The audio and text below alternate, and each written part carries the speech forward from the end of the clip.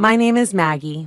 I'd been solely focused on my work without any romantic entanglements until the age of 28. Or rather, I realized that I'd become 28 years old without even noticing due to the overwhelming busyness. Some of my junior colleagues started getting married as early as 24 or 25, and deep down, I felt a sense of urgency. I wonder if I'm going to spend the rest of my life at this company. Sure, there are senior colleagues who are older and far more experienced than me, and I can't help but admire them for their impressive professional skills. But it's also true that there's a part of me that strongly believes that I don't want to remain single forever. That's when I met George. George is kind and always prioritizes the places I want to go and the things I want to do during our dates. Having never experienced such kindness from a man before, I was swept off my feet and gladly accepted his proposal. Everyone had a good time at our wedding, huh? Yeah, I managed to get married while I was still in my 20s. What? You were worrying about that? George smiled with his usual calm expression. Come on, I was quite worried. I see. It's tough for women. Men can get married in their 40s and nobody says anything. Indeed, it seems like only women are worried about age. Speaking of women, my father-in-law has a calm personality like George, but my mother-in-law is unexpectedly assertive and strong-willed. We don't have plans to live with them, and we'd probably only go visit them for Thanksgiving and Christmas, but I could tell she wasn't particularly fond of me. I plan to continue working and maintain a dual-income household, even after getting married, but it appears she has reservations about that. My income is slightly higher than George's. He candidly mentioned it to his mother, who then started pushing her old-fashioned values onto me, saying things like, "A woman should focus on the household and support her husband. And men have pride. It's not good for you to work so aggressively." But in this uncertain time when layoffs and cost-cutting measures can happen, I feel the need to save up at least until we have children. George agrees with me on this, but in front of his assertive mother, he's usually overwhelmed. I should probably avoid unnecessary interactions with my mother-in-law, I thought to myself. So, which travel agency are we going with? George's voice caught me off guard. A wedding is a major event in life, but there's another important event that remains, our honeymoon. I can't decide. When it comes to a trip to Europe, different agencies offer various plans. I want to go to this place, but I'm also interested in this agency's French wine tasting tour. I pointed to various spots on a brochure marked with Post-its. I've always had a longing for Europe. Stained glass windows in churches, stylish cafes, and historic towns. An opportunity like this is probably a once-in-a-lifetime experience. So many choices. You can decide whichever one you want. George, as usual, muttered in a relaxed tone. Okay, I need to make a serious decision. We've been saving up for our future and our children, but we're planning to splurge a bit on this trip. Our honeymoon is probably the only time we can take off from work for so long. Can I sleep on it and decide tomorrow? Sure. It's not often we can go on an overseas trip. George, wearing a smile, made his way to the kitchen to enjoy a cup of coffee. Opportunities to go abroad or on vacations are rare, but above all, a honeymoon is an event that happens only once in a lifetime. I want to create unforgettable memories with George, just the two of us. That's why I didn't want to make a decision I might regret later. Even during work, I found myself constantly daydreaming about our trip whenever I had a spare moment. I did refrain from opening travel magazines except during my breaks, of course. Still haven't decided? Yeah, I was so engrossed that I didn't notice my colleague's presence until she spoke up. Hey, you better hurry up and eat before lunch break ends. Oh, right.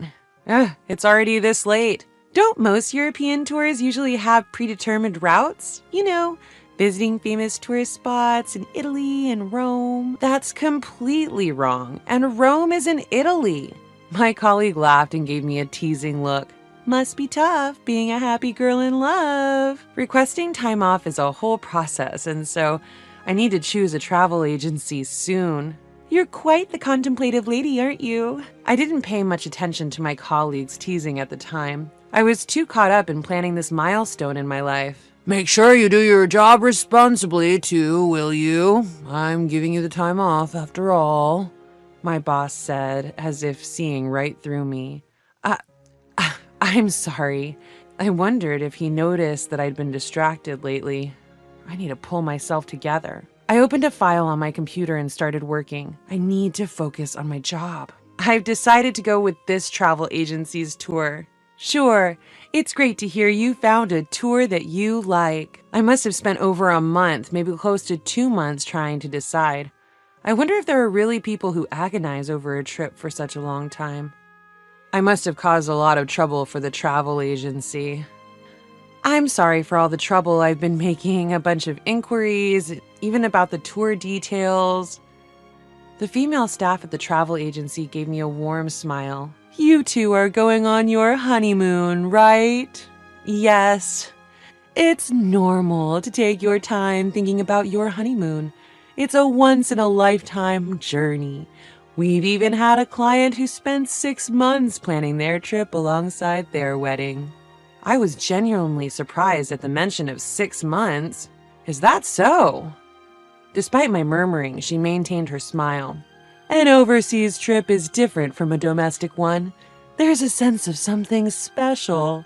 Our job is to provide a trip that will be a wonderful memory for our clients.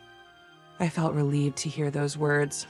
I was immensely grateful to our wedding planner for their assistance during the wedding, and as I realized that various people were supporting us like this, my anxieties about our trip naturally started to fade away. Now I can focus on work without worry. I'm sure my boss will be relieved as well. When George came home in the evening, I gave him the news. I'm home. I've decided on our travel plan. We're going with this travel agency.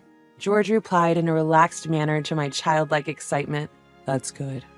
I'm glad you found a good one. I was a bit taken aback, but after all, I was the one who had always longed for a trip to Europe. Perhaps this is what travel means to George.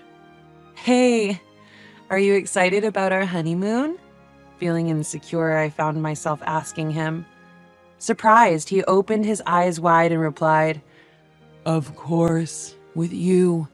I'm certain our trip will be great. We should inform our parents later, too. We spent the evening discussing our trip in detail.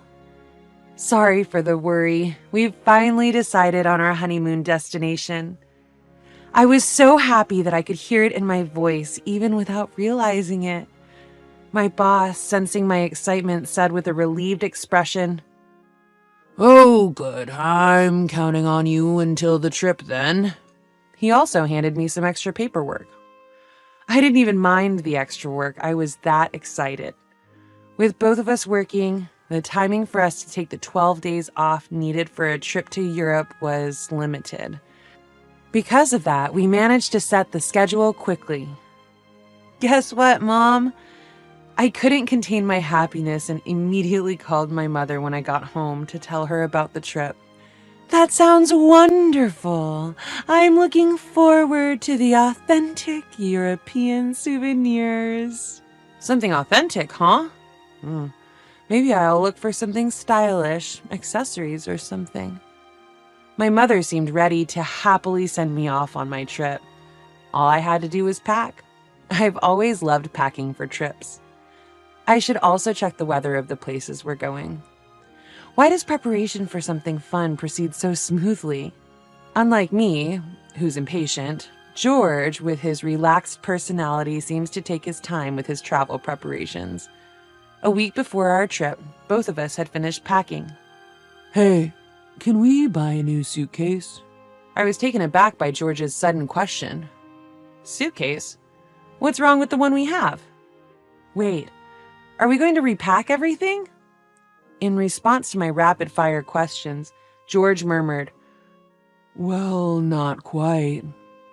I was thinking of preparing an additional new suitcase. It's true that the suitcase we have is of medium size and there's not much space left once we pack 2 people's changes of clothes and other necessary items, including a folding umbrella for the trip. We should have enough space to fit souvenirs for our parents and work colleagues, but if I come across a lovely antique or something, I might end up wanting to buy it. That might be a good idea. We could use one more. When we have to carry them, you and I can each hold one. Yeah, thank you.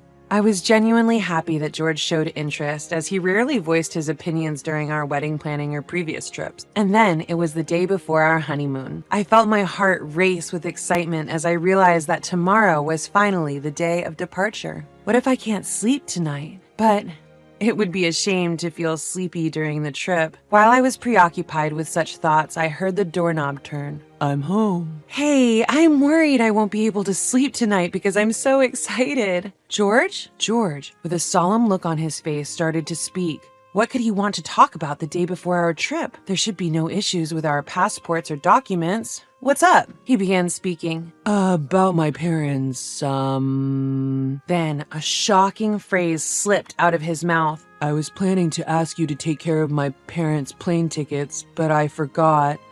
Do you think it's still possible to make an arrangement? For a moment, I was unable to comprehend what George was saying. Wait, what are you talking about? When I asked, he explained. I told my parents about the trip after everything on the itinerary was finalized, but they got upset, saying that it's normal for the groom's parents to tag along. By any chance, have you already purchased their tickets? I felt my blood start to boil at the sudden and unexpected conversation. What are you talking about? A honeymoon is supposed to be for the couple, isn't it? It's absurd for parents to come along. But my parents were overjoyed when I told them it was a trip to Europe. But just because they're happy, we had just gotten married and this was supposed to be a special trip for us. Does George think of it as a regular family trip? Then suddenly the doorbell rang. Without making eye contact, I glanced at the intercom screen and saw George's parents. Contrary to my shock, George casually responded through the intercom. I'll open it now. And quickly let them into the living room. Sorry to barge in like this.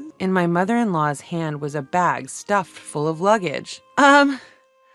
Mother-in-law? Taking advantage of my stunned silence, my mother-in-law kept talking. A Boston bag might not be suitable for a flight. We heard you guys prepared a suitcase for us. The suitcase was for them? I felt a sense of weakness wash over me. As I looked at George, he had an expression as if this was all to be expected.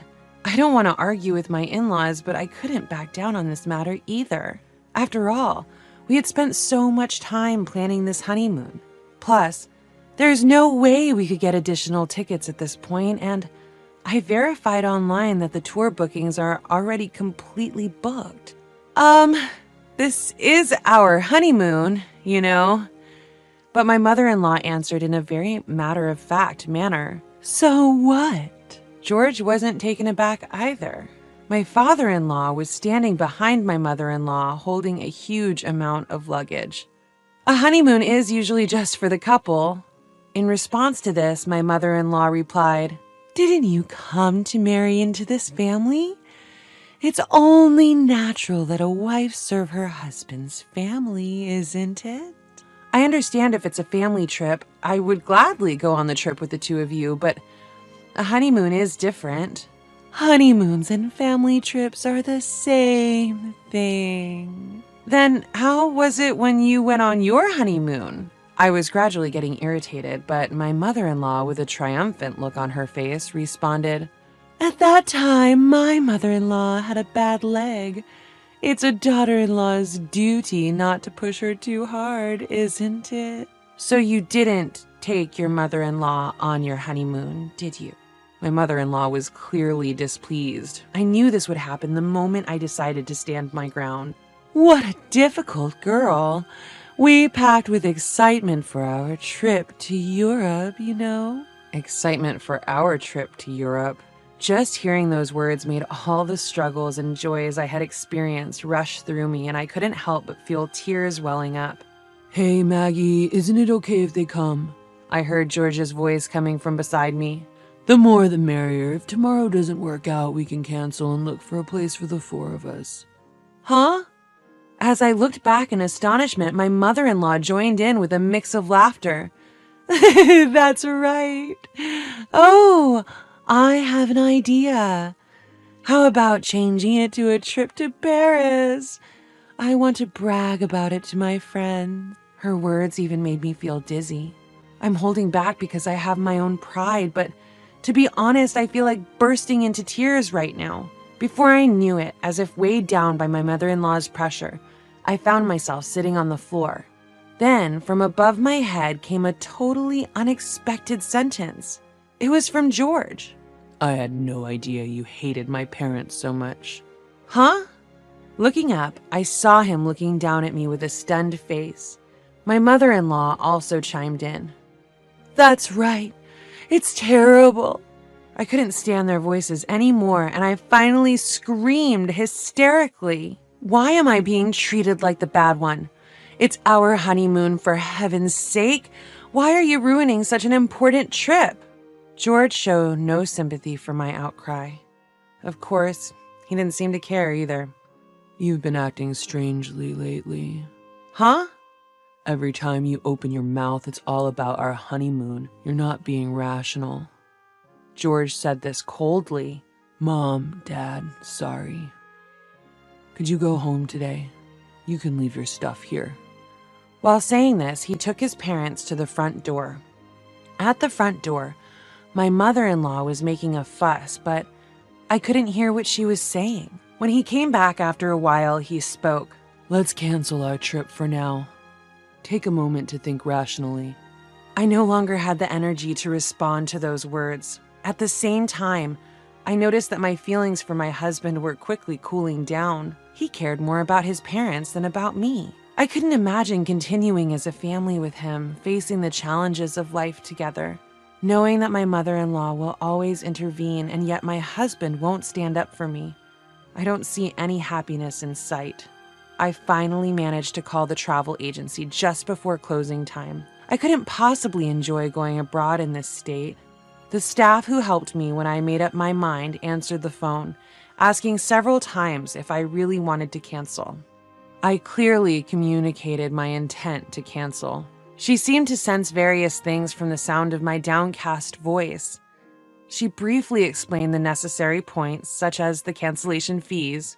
I no longer had any feelings of disappointment.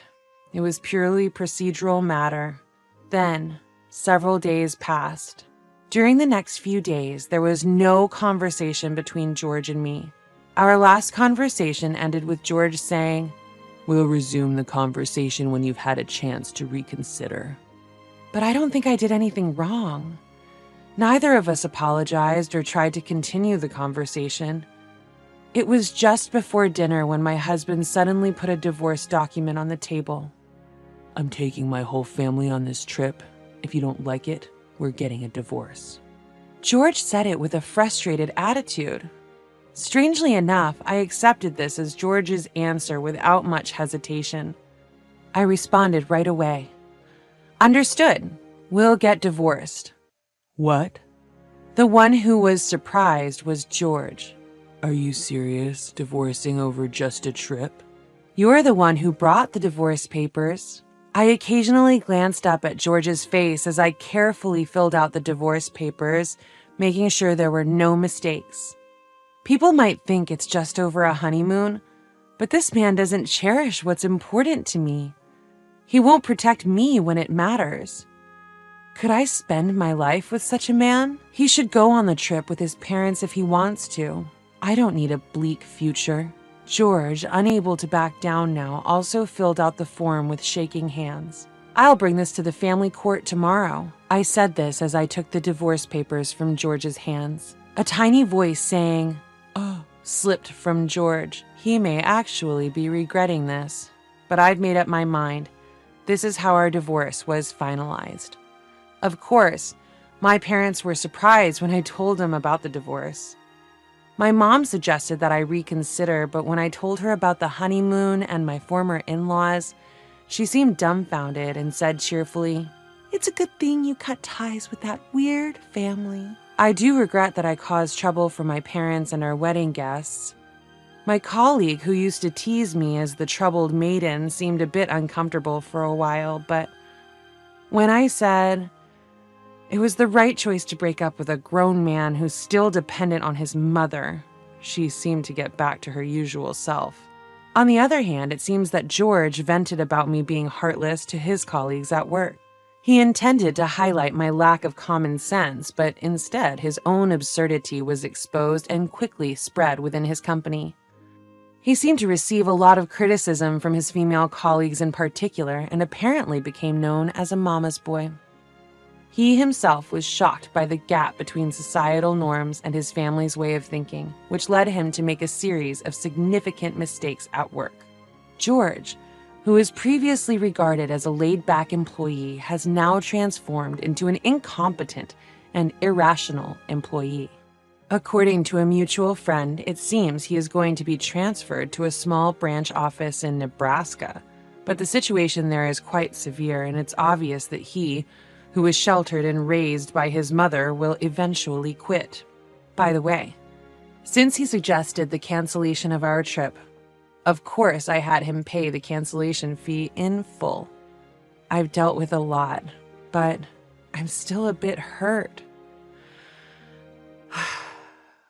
When I let out a sigh without thinking, I made eye contact with a senior colleague passing by. I was taken aback, but she looked at me and said, "Solo trips aren't so bad, you know?" She is very competent at her job, but she always seemed a bit distant, and we didn't have much of a private relationship. I was a bit surprised when she suddenly started talking to me. "A single life isn't bad either, huh? I'm actually divorced." She flashed a charming smile as she spoke. There was no trace of tragedy in her smile. Rather, it looked refreshing. "Really? I had no idea. You see me as someone fully dedicated to work, right? In the past, I was desperately trying to become the perfect wife. I kept pushing myself beyond my limits, constantly restraining myself. I didn't know she had such a past. Until now, I thought I was only interested in work, and she always seemed perfect in my eyes. I was pushing myself too hard. At that time, a bunch of my colleagues got married and quit their jobs all at once, and I guess I was in a rush to get married too. I felt the same way, I found myself saying naturally. When I save up some money, I go on solo trips. You know, being alone can be quite nice." "Is that so? Why don't you try it once you've saved up some money? Of course, I wouldn't mind accompanying you." I couldn't help but smile at her words, and before I knew it, we were both laughing. I realized I might have been shackled by society's expectations of happiness. I want to become a free spirit like her, not bound by anything. What is my happiness? Is it working? Or maybe having hobbies? Maybe I might find a true life partner. Someone who isn't my ex-husband. In any case, I have plenty of time to think.